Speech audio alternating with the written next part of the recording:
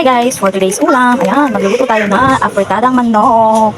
Meron tayo dito UFC na afritada sauce. Lalagyan din natin siya ng mushroom, yung ating green peas. Siyempre, di mawawala ang nor. Nor, baka naman. Yan, let's cook. So, ayan, magluto na tayo. I-fried lang natin sandali yung ating mga patatas at karot.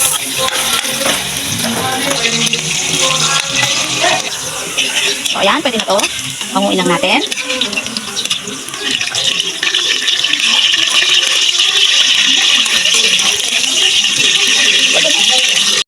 So, ayan, gisin na natin yung ating afritada. Siyempre, unang-unin ating baka.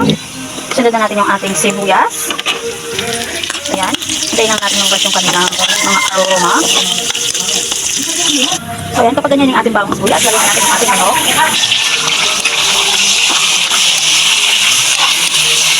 Hintayin lang natin ito ng mabuti.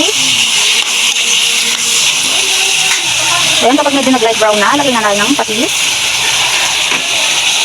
Yung ating dahon ng laurel, ating paminta, mix natin.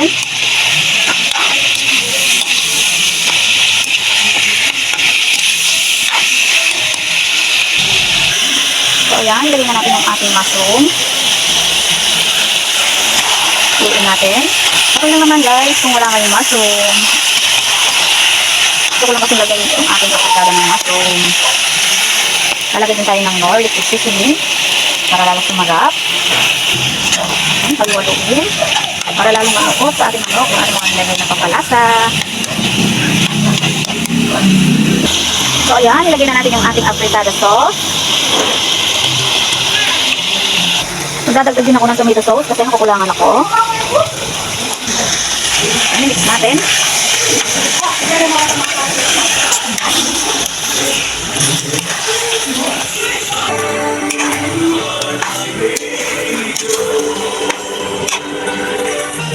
Lalagay tayo ng konting water para lang hindi masyadong tulo yung ating sauce, ating saksa.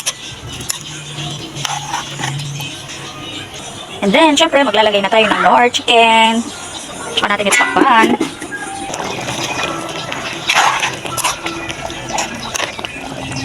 So yan, kapag kulong-kulo na, lagyan na natin yung ating green peas.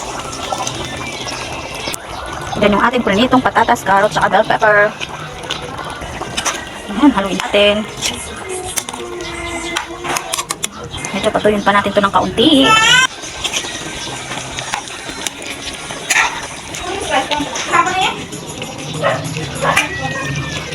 So ayan, luto na ang ating afritadang manok.